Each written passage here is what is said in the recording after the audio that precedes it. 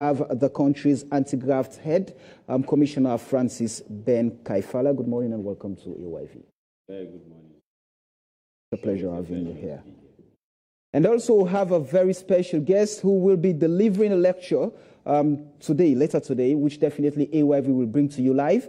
And he is the director of Kenya Law, and he is the former anti-graft boss of Kenya, and he is Professor Patrick Lumumba. Good morning. Thank you. Thank you very much. It's a pleasure having you I'm here. no longer the director of the Kenya School of Law. Okay. I left in the month of March. This year? In the month of March this year. So Thank you very was much. it? So you, our viewers and listeners, later on we shall see whether or not we'll be able to entertain your questions or comments in the show. But I'm going to start with the commissioner himself. First off, overall, since you took up office, how would you describe the fight against corruption? Well, as you may have been following, the fight against corruption has taken a really different turn in Sierra Leone. The president declared a war, and he called upon me to lead it. And that war has been raging on fiercely, but fairly, and the results are coming in. Cases are being investigated and prosecuted faster on a scale that has never existed before. And we are also having convictions. In fact, during this period, there is a 100% rate, as you are aware. And there are the recoveries as well, because we are trying as a commission to balance prosecution with recovery, because there are times when the resources that are lost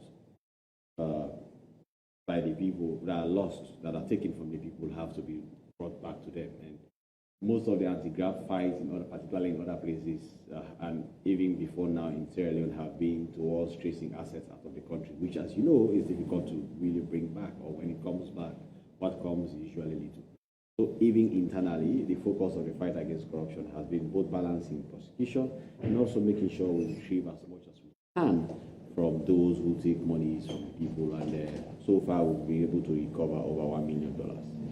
Let's talk about the preventive measures as a commission that you've been undertaking. Yes, we have, as a commission, and as you know, I have been saying this, that a fight against corruption that is entirely focused on investigation and prosecution is a weak fight. Many will see it as strong, but it is not really strong. What is really strong and the best way to approach corruption is to invest in prevention. And as a commission, we have been engaging in systems and processes reviews with ministries, departments of agencies. What is good about this is that, in fact, even ministries and departments write to us to say, we want your team to come and review our systems and advise us on things we can do to reduce possibilities of corruption. So we have been working on that a lot, and it is helping us to really ensure that, particularly after the transition, that the new political class understand that this is no longer business as usual, and we are trying to see how that can be used to really transform the story of this country. Let's go to the local theme, retracing the anthems of West Africa, the centrality of the fight against corruption in achieving President Julius Maada Bio's vision of a reborn, prosperous Sierra Leone. Why this particular theme? As you know, after the president, His Excellency retired Brigadier Julius Maada Bio, was elected to power, he was elected on 3 themes. His promise to the people of Sierra Leone were to deliver 3 things: to change the country from the level of lawlessness that existed, to also ensure that education is made the centerpiece of the developmental transformation of the country, and also he promised to robustly fight corruption. Those are the 3 pillars. So in that pillar, he launched the free quality education, which is really to try to question and to also provide answers as to why Sierra Leone has slipped down the ladders in terms of academia. In years past, as you know, this was the part of the world. This is Sierra Leone attracted people from all over the world, from as Kenya, from Nigeria, from Ghana, from Southern Africa. Everybody came to Sierra Leone to specialize, particularly at Frabe College. And so, over the years, since the 80s coming up to the 90s, Athens was lost. And he came and now introduced the free quality education. So, what this team is saying is that we are trying to combine the two most important aspects of the president's promise to the people of Sierra Leone, that is providing education, to have a way of restoring Athens, and also to fight corruption to make sure that governance is better. So this theme combines those two things so that we can retrace the Athens of Africa and restore our image in the country in terms of academia, in terms of producing human resources that can benefit the country and Africa as a whole, but also to ensure that the fight against corruption protects that kind of rebranding of the country and repositioning of the country. And that is why the theme is that retracing the Athens of Africa, the centrality of the fight against corruption in achieving the president's vision of a prosperous, reborn Sierra Leone, because that is the aim, that is the vision, that is where we want to go. The reason why we are fighting corruption robustly now is to get there. The reason why we have free quality education now is to get there. And that is why we invited a very eminent professor, PLO Lumumba, who we all know has been a leading voice in speaking on anti-graft issues in Africa and even the world. And we have brought in him as a Pan-Africanist to really seal the year where we have drawn a line on corruption and we are winning. We are heading towards winning in terms of corruption control. And his lecture is to really put us on the footing so that next year we will continue on the trajectory that we have started as a country. And that's where I would have to usher him in this particular conversation. You've been very, very bold on the global stage in terms of talking against corruption, how corruption can be defeated across the globe. From that global perspective, how do you see the fight itself? Let me say that part of the message that we have been carrying across the continent of Africa, and as you've rightly said, in the world, is to remind ourselves that Africa could have been in a better place if the resources of the continent were deployed for the benefit of the people of Africa in the area of education, in the area of health, in the area of infrastructure, and in the area of agriculture, so that Africa could feed ourselves, educate our people, make our people a little healthy, and therefore improve household incomes, and by extension, therefore make the continent a lot more competitive. And I hold the view that one of the things that has stood in the way of the realization of that dream is the privatization of public wealth by individuals who do not mean well for the continent, and to have these resources kept in different parts of the world. And I think that the more we speak about and against corruption, and therefore plant in people's minds the truth that corruption is not a victimless crime, we are able to tell the people who are in Freetown, Sierra Leone, the people who are in Bangui in the Central African Republic, that when you go to hospital and you don't find medicine, is because somebody who had the obligation to provide that medicine took away the money and bought a flat in Milan in Italy. If you go to agriculture and you have fertilizers that is not good, is somebody abused their office. And we think that this is the kind of message that should be repeated time and time again, so that people are able to appreciate that corruption indeed, number one, undermines democracy, and number two, undermines economic development, and number three, also has a negative impact on social cohesion. And so this is where I want to bring in your personal experience here. When you were championing the fight in your country, Kenya, for example, how is it like to fight corruption in the continent? Let me say that one of the things that makes the fight against corruption a difficult one is the absence of political goodwill. If there is no political goodwill, then it becomes very difficult to fight corruption. Remember, there is this wrong perception that the war against corruption can be won by individuals or by an anti-corruption body. If you take any anti-corruption body, take, for example, the anti-corruption body here in Sierra Leone, I don't think they have more than 300 personnel who are dealing with 7 million people in Sierra Leone. The fight against corruption in Sierra Leone, and indeed in any country in Africa and in the world, is the fight for everybody. Everybody in their little corner must ensure that they contribute positively in the fight against corruption. Number two, the people must also be intolerant towards people who engage in corruption. And this is why I've said times without number that in order to fight against corruption, we must introduce hygiene in our politics. How do we elect men and women into public office? If we want men and women who seek political office to bribe us, then we are telling them that once you get into public office, then you have a license and the freedom to abuse your office. So the electorate must also wake up, and wake up in a manner that informs their action. And number three, that we must have systems that operate so that we prevent corruption. There is a sense in which the drama that accompanies arrest and prosecution is what people think is the fight against corruption. That is only a small aspect of it.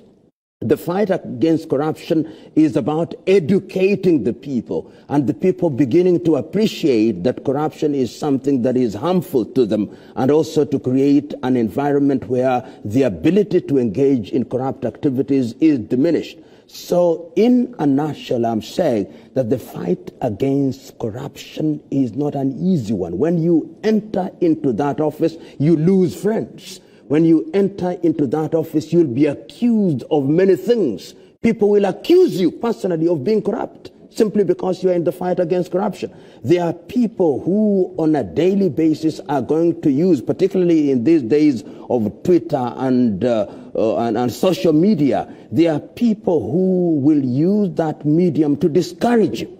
There are people who will use that medium to dampen your spirit. There are people who will concoct stories about and against those who are involved in the fight against corruption. But the spirit is never say die. The spirit is that you must fight corruption, knowing that corruption will fight back. And when you do that, and you have a clean conscience, there is a sense in which you will, in the fullness of time, through personal lifestyle, demonstrate to these individuals that you are right. Is corruption winnable? Is the fight winnable? Yes. The fight against corruption is winnable. But let us ask ourselves, what does winnable mean? Does it mean that corruption is eliminated and therefore we are living in heaven where everything is good and all we say is hallelujah? No. We are saying that we can fight corruption and ensure that corruption is the exception other than the rule. In countries where we say that corruption is minimal, for example, if we cite in Africa countries such as Botswana, countries such as Mauritius, to a certain extent countries such as Rwanda, we are not saying that corruption has been totally eliminated. We are simply saying that corruption is the exception other than the rule. In countries where corruption has a monumental negative impact, the unfortunate reality is corruption is the rule and is dominant and is present in every sector. We have already seen since the coming into office of the current president of Sierra Leone and the coming into office of the new crop of leaders in the anti-corruption sector in Sierra Leone, a number of things have happened. The public now recognizes that the president is committed in the fight against corruption, which is a good thing. That does not mean that the president does not have detractors. He will always have them, even when he means well. But what that means, number one, is that there is political goodwill. When you have political goodwill, then the arms of the anti-corruption authority is strengthened. And when it is strengthened, then they have public acceptance. When they have public acceptance, it means that the judiciary also responds in a positive way. And when it responds in a positive way, then people are punished. And when people are punished, then the people know that there are consequences when you engage in corrupt activities. And when you do that, then people are afraid. And when people are afraid, then they are reluctant to engage in corruption. To that extent, therefore, corruption is winnable in that sense. And that is what we aspire to do. And one of the things that I keep on saying, in a country where corruption is being fought and fought effectively, an anti-corruption authority should work itself out of office so that in 20 years from today, it will not be necessary to have an anti-corruption authority because corruption will have been reduced to a very minimal level, and it will not be necessary to have a body dedicated to the fight against corruption because the people themselves will be the warriors in the fight against corruption. And the professor made something very critical and crucial in the fight against corruption, especially in Sierra Leone.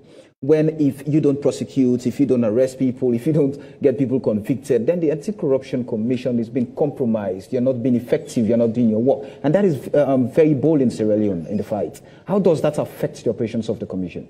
Yes, I mean, the fact of the matter is this. We at the Anti-Corruption, for example, have the pillars upon which we operate. And therefore, there is investigation, there is prosecution, there is public education, there is systems and processes review, which is prevention.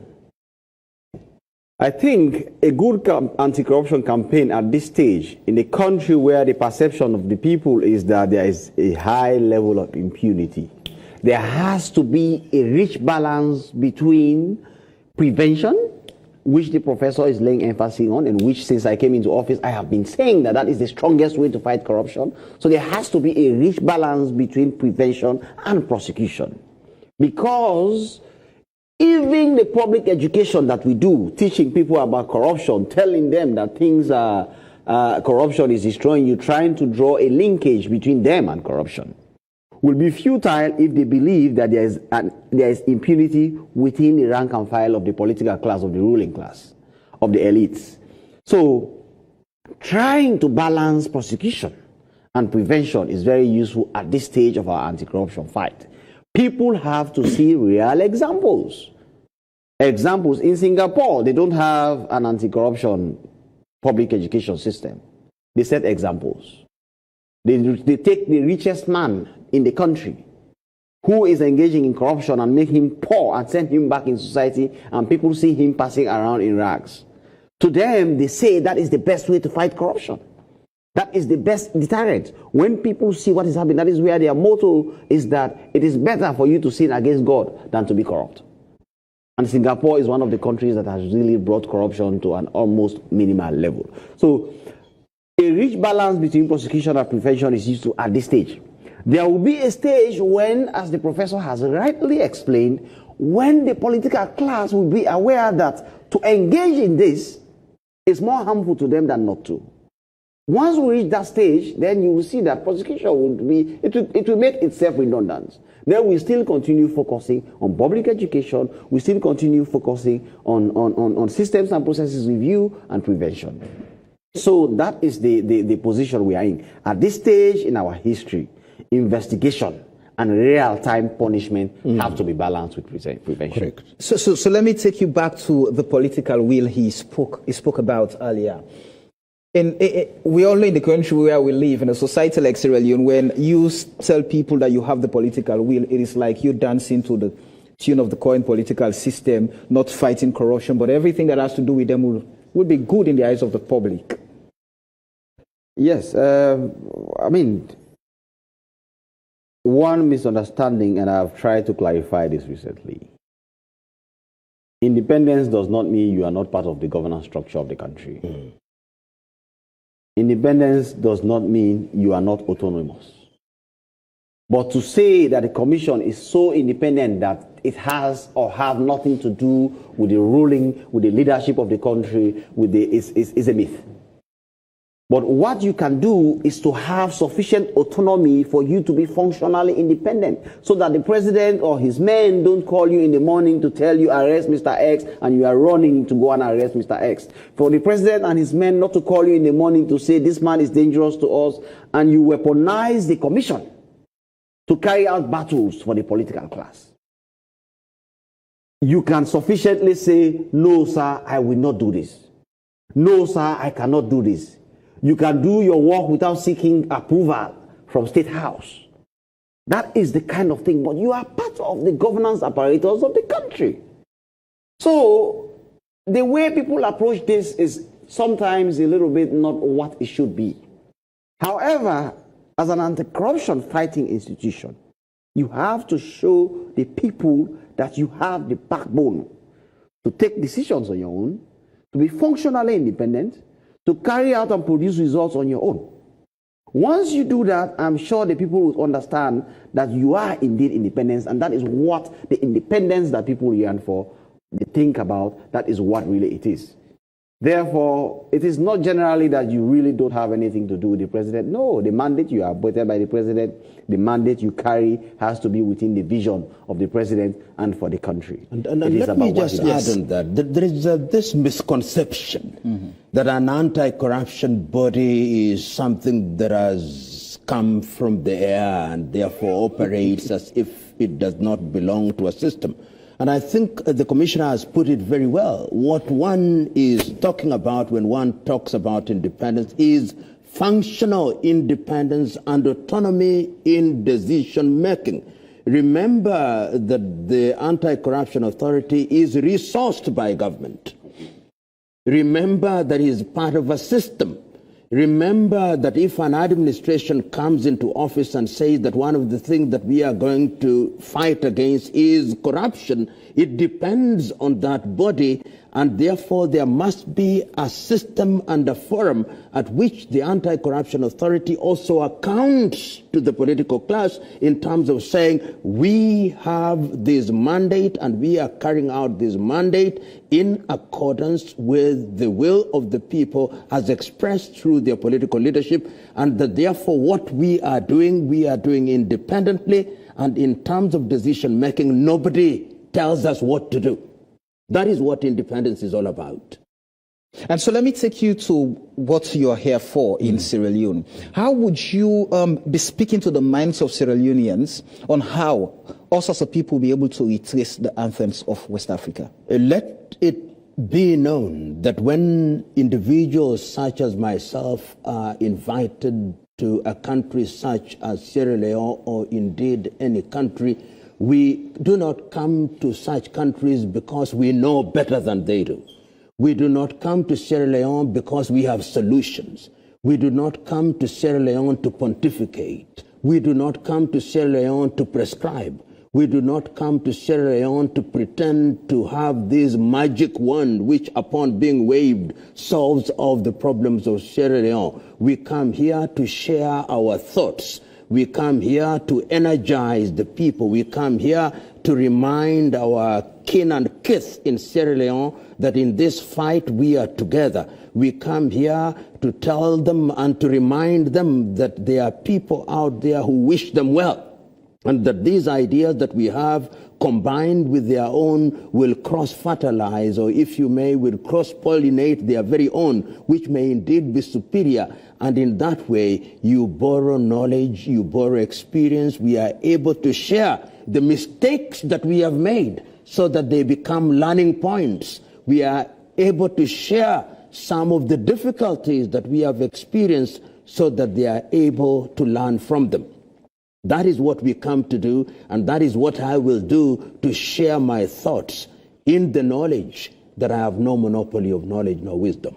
So is it going to be like you diagnosing the problems of corruption or prescribing solutions to them? First of all, the problems of corruption are already diagnosed. We know the impact of corruption. All of us know the impact of corruption in different sectors, in people's lives, in agriculture, in health, in education, in infrastructure, and in very many other areas that affect the people, the young people who cannot find jobs. We are able to trace their current plight because there has been a history of men and women who occupied public office who did not use public office in a proper manner. So we are not going to be prescriptive because that would be arrogant.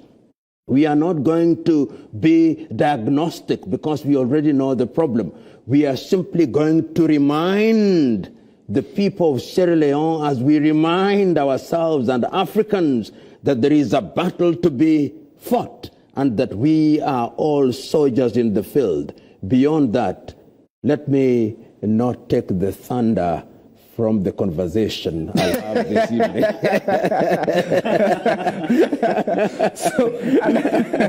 And exactly, I started. And I'm not sure how much you know about the state of corruption in Sierra Leone, but we live in a society where instead of me following the rules or the procedures as being prescribed by the champions of the fight against corruption, or rather bribe to just have my way, just a go smooth and I don't waste time. You know, in this fight against corruption, I've become a little bit more spiritual. So all of us, we have all sinned and fallen short of the glory of man and God. And I normally pose the first question, who among you will throw the first stone as Christ would have done or other spiritual beings would have done? And my view is that our duty individually and collectively is to remind ourselves that engaging in corruption is not only harmful to me and others, but harmful to this generation and generations yet to be born. Once we are alive to that reality, once we are able to connect our plight with the corrupt activities that we engage in and which we have normalized, because in countries where corruption is rampant, the absurd has become normal. The duty of the anti-corruption authority is to remind us every so often that what you think is normal is abnormal, and therefore we ought to go back to the past, go back to the basics, morally rearm ourselves. And that when we morally rearm ourselves, we'll then be able to recognize that what we are engaged in is harmful. As I sometimes say a little bit dramatically, the beauty of a guest is that he comes to your house and is able to point at a cobweb which you long thought was part of your furniture, and he reminds you that that is not your furniture, it's a cobweb. Then you look at it a little bit more keenly and you say, behold, a cobweb, and then you remove it. Perhaps that is the role that I'm going to play. And if I play that role in a modest way, that will be my contribution. That will be part of the crusade that we are holding. But we are saying so in humility, and we are also going to point out the areas where we ourselves have made mistakes in the past, because we have made mistakes. And if we have made mistakes, we should not then sink into the ground simply because we have made mistakes. We are able to then say, we made this mistake. Don't repeat it. It is a learning point. That is why you call people, not because they are angels who have no mistakes in their lives. No, it's because they are human beings, and in their daily transaction they may have engaged in activities, and they are able by reason of experience to say, this path, we thought it was the right path, but when we followed it, we recognized that it was not the right path. Don't take it. Take another path. That is why sharing experience is very important going forward, so that people learn from the mistakes you made and the successes that you scored, and all those factors conjoined then energizes you going forward. And that is the contribution that we expect to make. Commissioner, let me ask this question. With all the gains you've made since you took up office, how am I still safe to say corruption is endemic in Sierra Leone? Yes, it's too early for us to say that corruption has been eradicated. But what I know is happening, and I'm sure you are aware, is that there is a serious perceptual shift happening. The citizens are owning the fight against corruption. Perhaps for the first time, we have been able to sufficiently draw a linkage between the fight against corruption and the plight of the people in Sierra Leone. That is why when I took over, and I remember having an interview here, and I said, look, we have declared this a People's Commission. We are bringing them along. We are informing them about the evidence we have, people we are investigating. We are telling them about the wrongs in society. We are identifying the malaises that are destroying the fabric of society to make sure that resources which is trickled down to them which should have been trickling down to them and not trickling down to them. We are telling them that this is why it is happening. This is what is happening. So there is a serious perceptual shift happening. Sooner or later, we are going to have the statistics coming out, and you understand that the people are owning the fight against corruption. And the people are owning the fight against corruption, and by owning the fight against corruption, they are also believing in the institution that has been mandated by law to fight corruption. That balance is going to be very useful to Sierra Leone in the years to come. It is the foundation upon which we are now going to build. It is the foundation that we are developing to have a synergy around the citadel of corruption, to have a serious assault on it and deal it a very debilitating blow in the years to come. I followed your post on Facebook saying the People's Commission, in fact, to this program is open to every Sierra Leonean.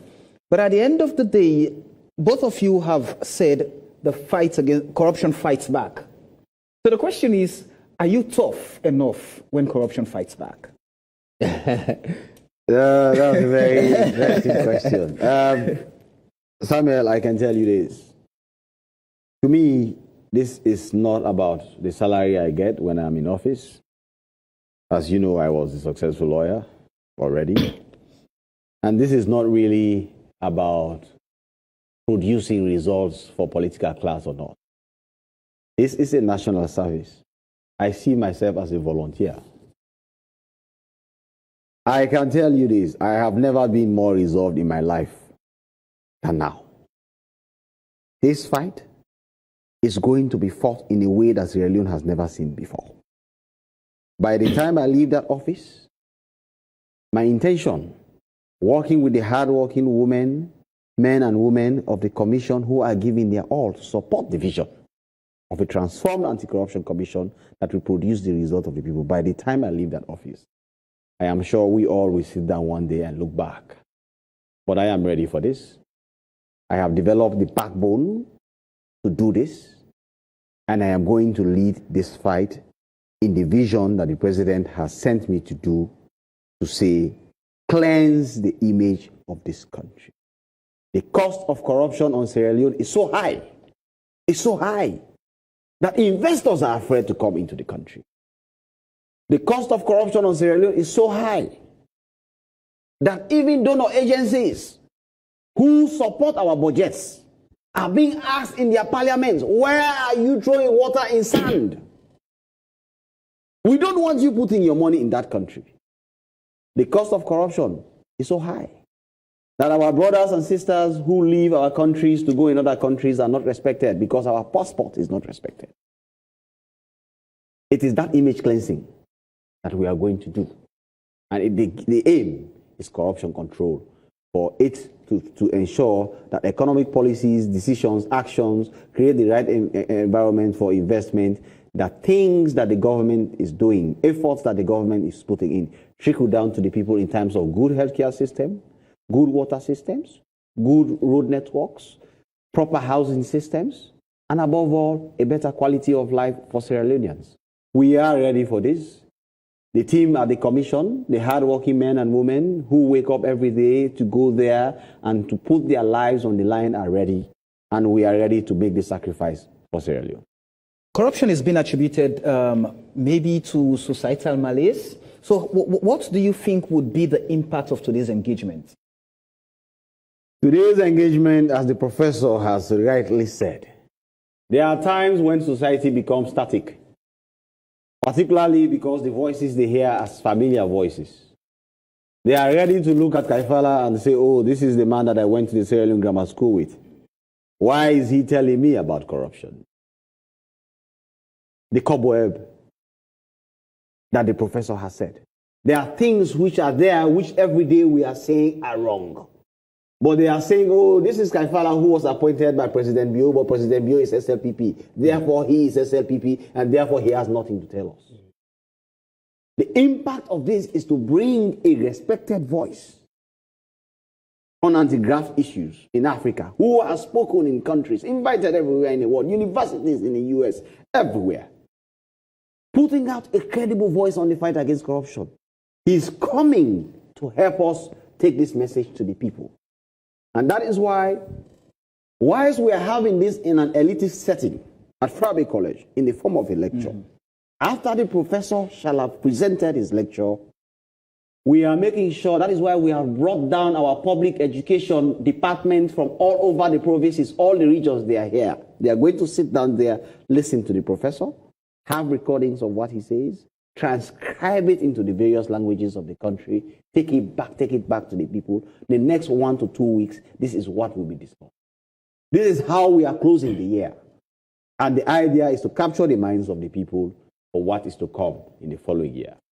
This is a battle that is going to rage on for a little while, but we will get there. Indeed. With the countries you've visited, the continent, for example, having assessed their seriousness in fighting corruption, how would you consider or assess Sierra Leone's enthusiasm in fighting this menace? One of the beautiful things that I now see in Africa is the recognition in every African country that corruption is a cancer in our lives and that we have to fight. That you find everywhere. Everybody you talk to in the political class tells you that unless we deal with corruption and deal corruption a death blow, then it continues to undermine us, not only within the country, but amongst the community of nations. And one of the things that I find quite attractive is that since the coming into office of the administration of President Bio and the appointment of the new office, the enthusiasm with which the fight against corruption has been renewed, the conviction rates, the recoveries, is beginning to send a clear message to the people that the fight is being fought with renewed energy. And I think the Commissioner Francis has said it very well. It is too early to judge the winner of a marathon race after 100 meters. This is a marathon race.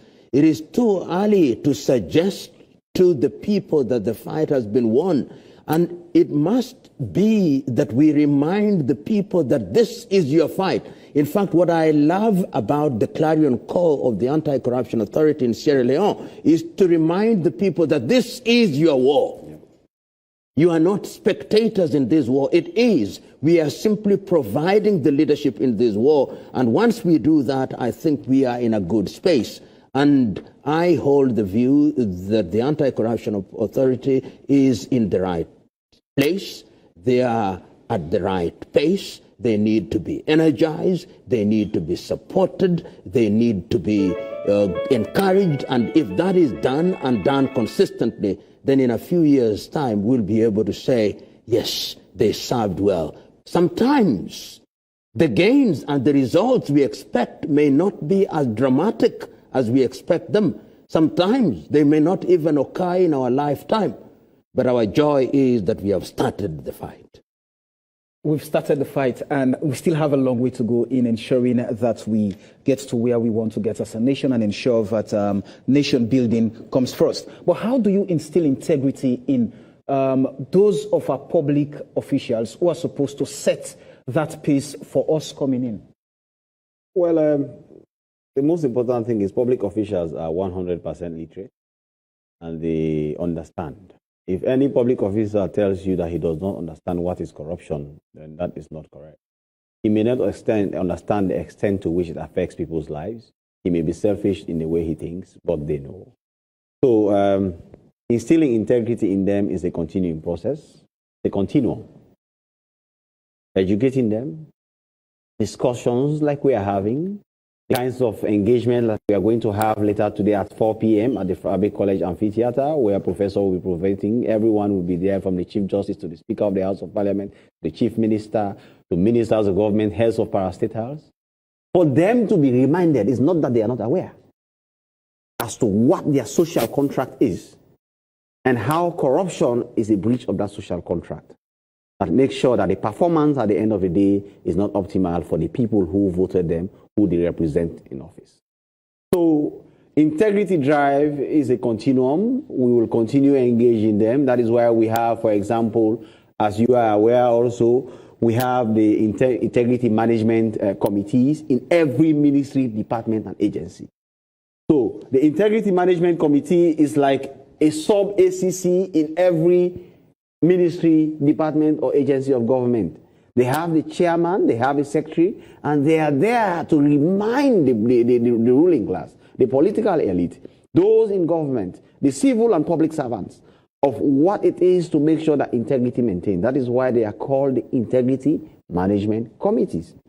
And they are there across every MDA. And we are trying to make sure that the message of anti-corruption, the message of ethical behavior, the message of integrity is permeated within the system and is repeated within the system. And once in a while, we as an authority who have been mandated by the state also coming to remind them of their obligation to ensure that they produce results for the country with integrity and fairness. In the fight against corruption, quickly before going to the callers, in the fight against corruption in the continent for Africa, you are very much integral. And so what would you consider the reformatory way forward? Perhaps many Sierra Leoneans would want to say the path to salvation in the fight against corruption, especially when it comes to, you see politicians, when a government is fighting corruption, other politicians saying it's witch hunt. How do you fight detractors? You know, at one time when I heard the word witch hunt, I said, there are no witches and there are no hunters. What we are dealing with are individuals who have chosen to use their public office or to misuse their offices, and therefore they come on the radar of the law, and they have got to be dealt with in accordance with the law. And once there is that awareness amongst the people, then nobody will talk about witch hunt, because there will be a body of evidence which every rational person looking at will say, this evidence, holding all factors constant, simply revealed that this individual has engaged in behavior which is corrupt. If you earn 1 million leones and you within that same period acquire a property which is 1 billion leones, unless you are a magician, we cannot explain your behavior. And even when you shout that you are being hunted for no reason, the evidence will be shouting back and saying, you are lying. And I think that is what is important in this regard. Remember, whenever you speak the truth, you attract enemies. Remember, when you say certain things loudly, there are people who are against you. Once you are aware of that thing, you continue on the right path. I think it is one great person who used to say that when you turn back to throw stones at every dog that barks against you, you'll never make progress. As long as you are clear that you're on the right path, you move ahead because the law supports you and the people will support you, and you do the right thing, and the evidence will be visible, not immediately, but a little later. The verdict of the success of a fight against corruption is known later, long after those who fought the war have gone. It is history that will immortalize their contribution and success. Once they know that, they will continue to do the right thing, and they'll block their ears to all the negativity that attends the fight against corruption. All right, the program is AYV Saturday Special, and we are talking about corruption, the state of corruption, the fight against corruption. And I have with me in the studio Francis Ben Kaifala, who is the Commissioner of Versailles's Anti-Corruption Commission, and Professor Patrick Lumumba, who is here to remind Sierra Leoneans of the effort being made in the fight against corruption. The number is 025-271-959. You can call and be part of the conversation, ask your questions, or make your comments. Good morning. Hello. Good morning. Hello, good morning. Your name and where are you calling us from? My name is Khalil Baba Jabi. I'm calling to support of Freetown. Go on, what's your take? Oh, Allah, thanks for us today. You see, my day I've completed with Francis Ben Kafra and our big stranger in this country. You see, this is the kind of people Allah sends in this world. You see, when you are satisfied with something that you have in your right hand, just forget about the other thing in your left hand. That Allah will provide you guidance and path in this world.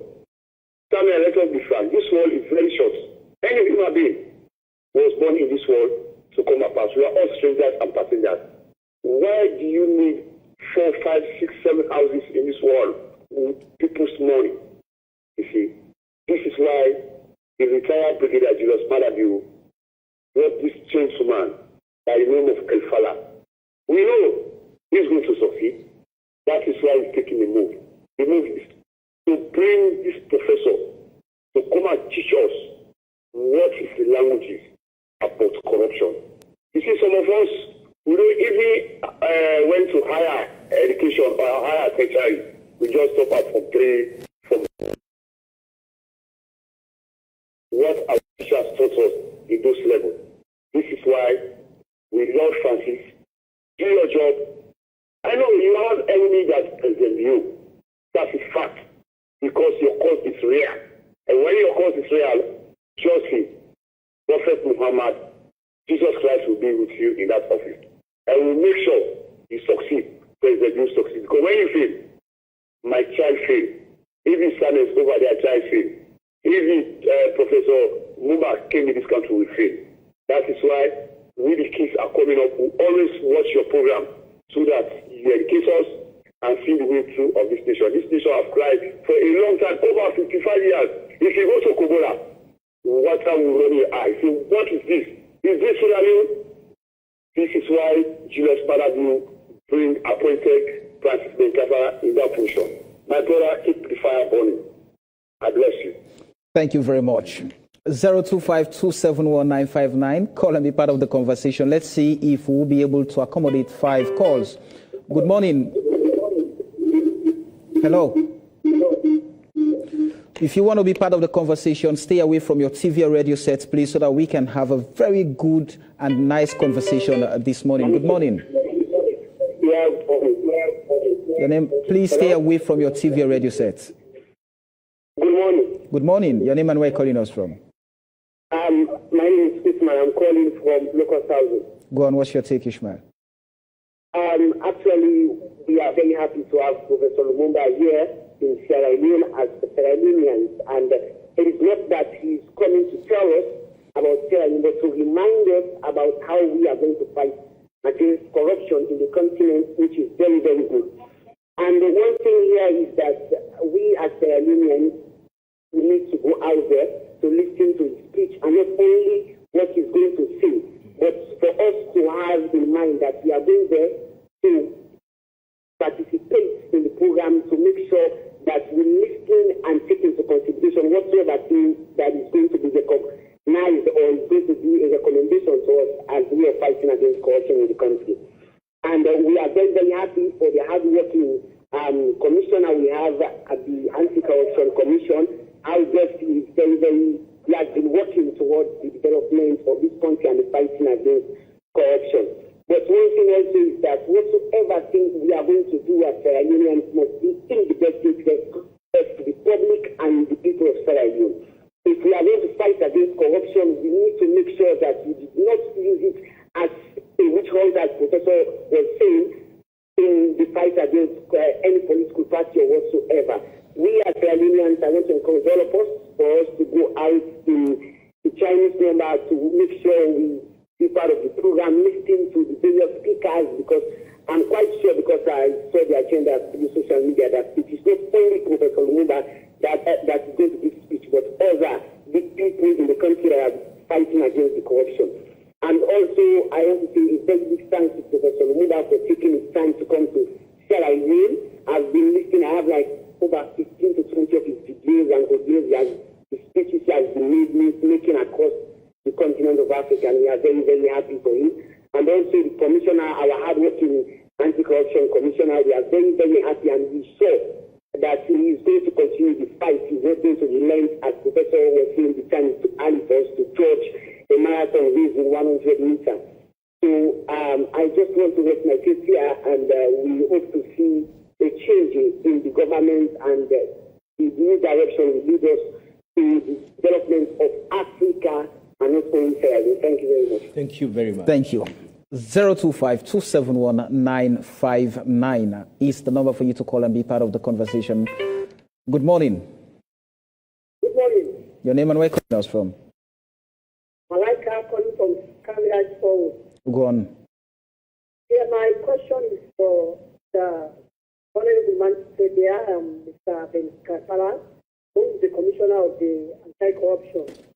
With all due respect, sir, are you not up to the task for the mantle that you've been given to investigate and bring to the book the people that have been held responsible for this activity?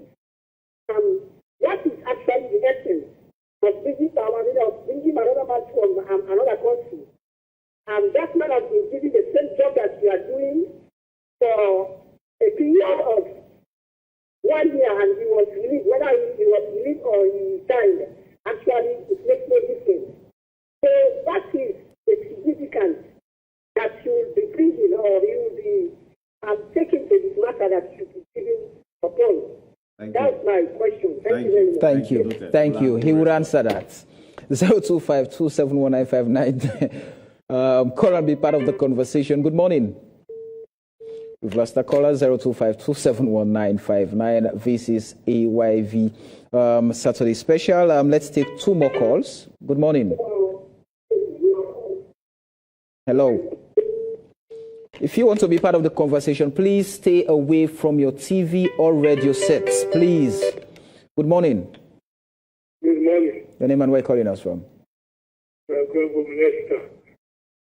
on, what's your take? Go on, we're getting you. If people want to be clear, why can't they declare what because technically? Can you please be audible a bit?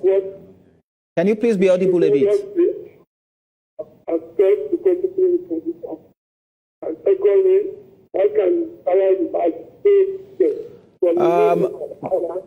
We're not getting what you're saying. I'm afraid we have to end it there. We're not getting what you're saying. Please. Good morning. Hello, good morning. Your name and where you're calling us from? Yeah, this is Mohammed calling. Go on, what's your take, sir? I'm calling from Freetown. What's your take?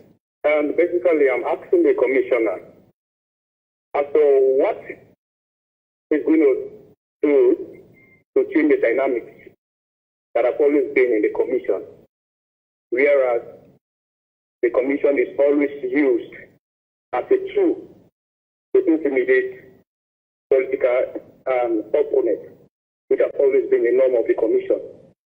So I want the commissioner to deliberate on that and tell me the strategy he's going to use and how he's going to change that dynamic and the mindset. He has been doing an excellent job as a young man. Within few time of taking over the office, he has done an extremely good job. His work within these few months is more than 10 years of work that have always been done at the commission. And therefore, I'm commending him for that good job. He's an excellent guy. We are going to give him the support as a young man. We're going to stand behind him. We know corruption is going to fight back. But this time, corruption will not win. Corruption will be surely defeated. Thank you very much. Thank you. Let's go for the last caller in the conversation this morning. Good morning. Hello. Interesting with us Sierra Leoneans. I see that it's all men calling. We want a female voice. Good morning. Hello, good morning. Good morning. Your name and where you're calling us from? Yankuba calling from Shell. Go on, sir. This question is going to the Commissioner, Francis Benkefala. What is the status of the case, the past WAEC private examination, in which students were caught writing the exam at Aberdeen Road? Is the way they arrest, that issue went on BBC, and now we are not hearing anything about that case. So what is the status of that case? And also, as Prince of Wales also, we knew some things happened there in which cases were reported to anti-corruption, but we are not hearing anything about those cases. So please, Mr. Commissioner, tell us something about those cases. What are the status of those cases? Thank you very much. Thank you.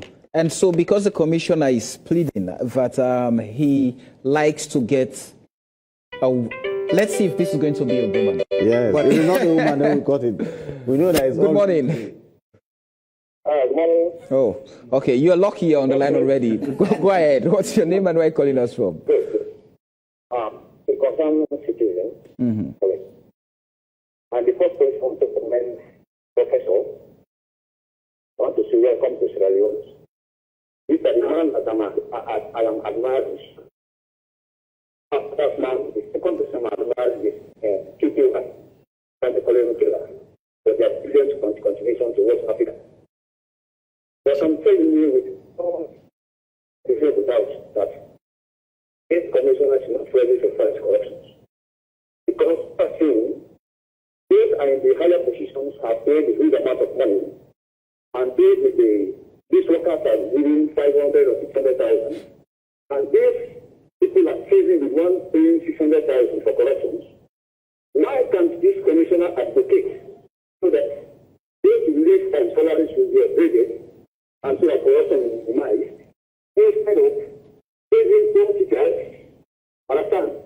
And with all things that this commissioner was paid, his country paying now 60 million euros, and it is paying 800,000, 700,000. Is that right? Is it the proper way to tax things? We are supposed to layman, and we can tell these are the second positions I enjoy of difficult corruption. And the second thing again, there's the call made by the commissions that some people are collecting money, but because of they are the same party, a call again came from the commission and said, we have received a call from your school to tell us that you are collecting money from the people. So we stop that. Because they are in the same political arena, they did not go just to arrest. This is political.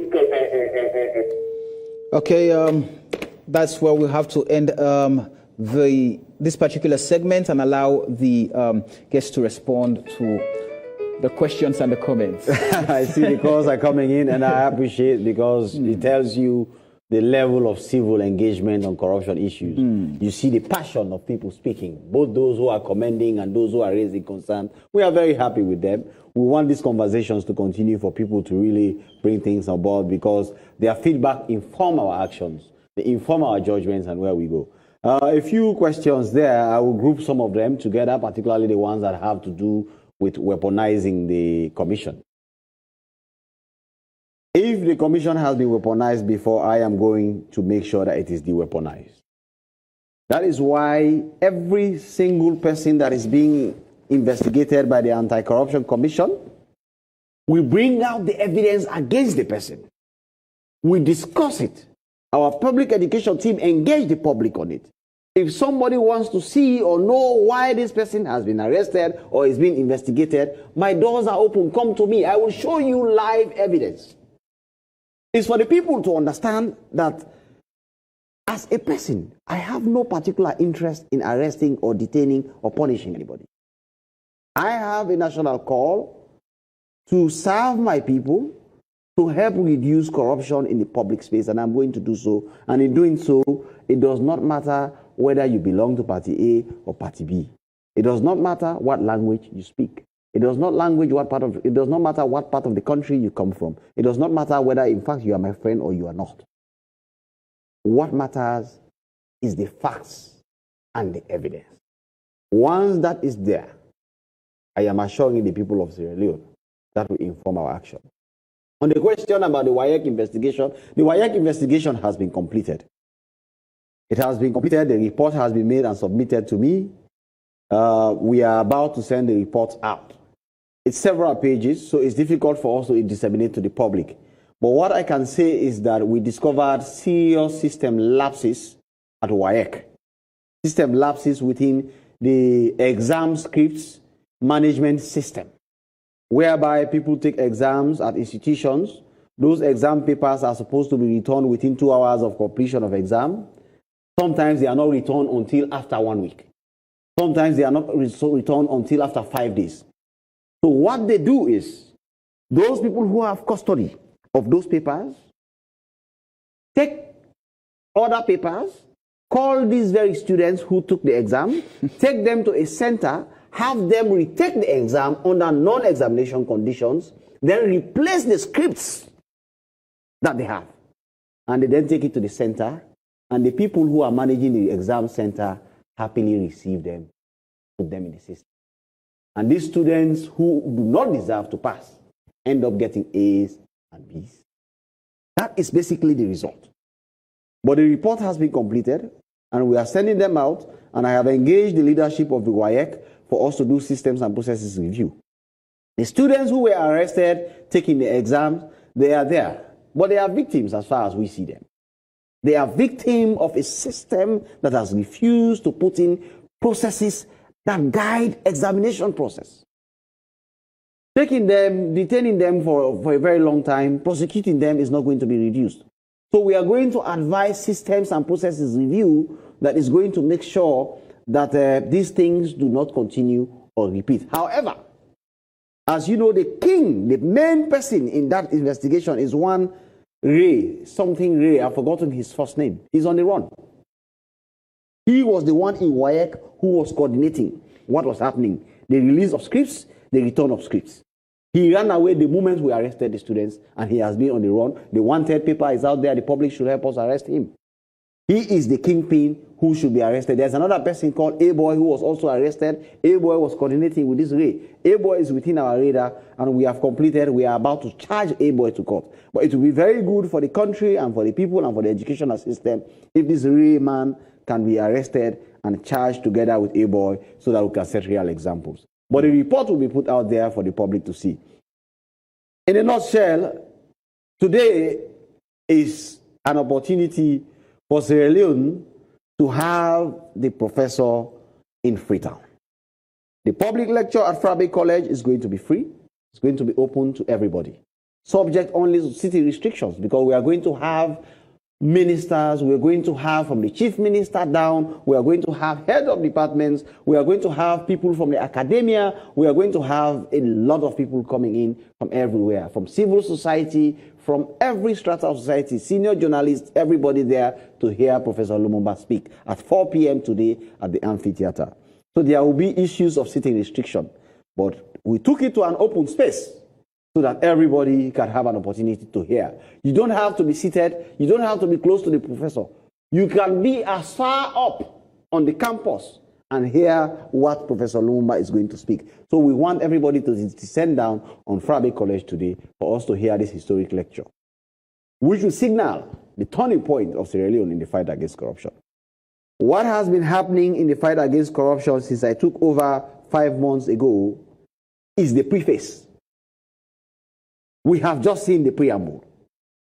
The real chapter 1 is going to start on 1st of January 2019. Thank you. Thank you. Somebody asked a question which I think we must answer. Why do you call somebody from another country? I think that question must be answered. I agree. And it must be answered in this way, and I think there is a sense in which I had spoken to it, that we are a continent that is moving as a continent. And what happens in Sierra Leone is important to any person who is sitting in Zimbabwe, who is sitting in Nairobi, Kenya. And one of the reasons why you call people, for some of us, and I think Francis mentioned this, is not the salary. We could be sitting in our little law offices and practicing law anonymously. When you see people coming out and speaking and moving from country to country in Africa and in different parts of the world, crusading about corruption, it means it is resident in their hearts and minds. It means that there is something that touches them and that they are putting their lives on the line. And when people leave their comfort zone and they come and share things with you, they have a contribution to make. So your duty is to ensure that you also make your contribution. And if each one of us make our contribution, that is what we do in the fight against corruption. That does not say that there will not be people who are negative. There are people in the world who, for every solution, as the wise man said, they have a problem. For such people, we'll continue to pray for you. but we will continue our crusade nevertheless. God bless. I agree. And just to add a little voice to what the professor has said, the professor made a clear allusion. The cobweb is something I like so much. You see the cobweb in your living room, you think it is part of your furniture. Because you go to this living room every day, you don't even notice that it is a problem. The cobweb should not be there. It's filth. It's dangerous. It's a health hazard. It's collecting things that fall on you and you have flu and all these things. And then you have a stranger coming. The stranger looks at this cobweb. You are calling it furniture. He says, no, no, no, that is not furniture. That is a cobweb. And then suddenly you say, yes, now I can see it. It's a cobweb. It's not my furniture. And you remove it. Absolutely. That is why we have brought the professor. Absolutely. The professor is here to help us identify the cobwebs that we have gotten so used to. And we think it's part of our furniture inside. So he's a necessary stranger. He is here as a necessary stranger, and we are very happy to receive you. And the bulk of the population is happy to receive you. You are going to see the result today when you get to the amphitheater at 4 p.m. today, where we are inviting every Sierra Leonean to be there to listen to Professor Lumumba speak, as well as other eminent people who have all come. For us to converge on the citadel of corruption, for us to build a strong wall against it, for the siege to really take place against it, so that when the assault begins, it will be easy to destroy their strongholds. Thank you, Professor. What do you like about Sierra Leone? This is a land that has great history. This is a land that has resources that are unmatched in many parts of the world.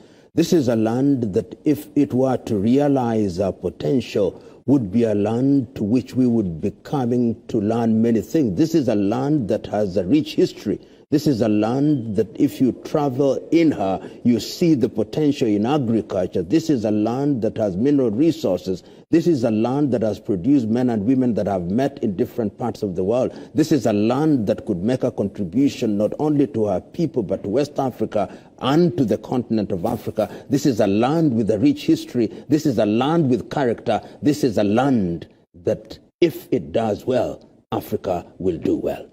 Thank you very much, Professor Patrick Lumumba. It's been a pleasure talking to you here this morning. Thank you very much. Thank you very much. Thank you very much.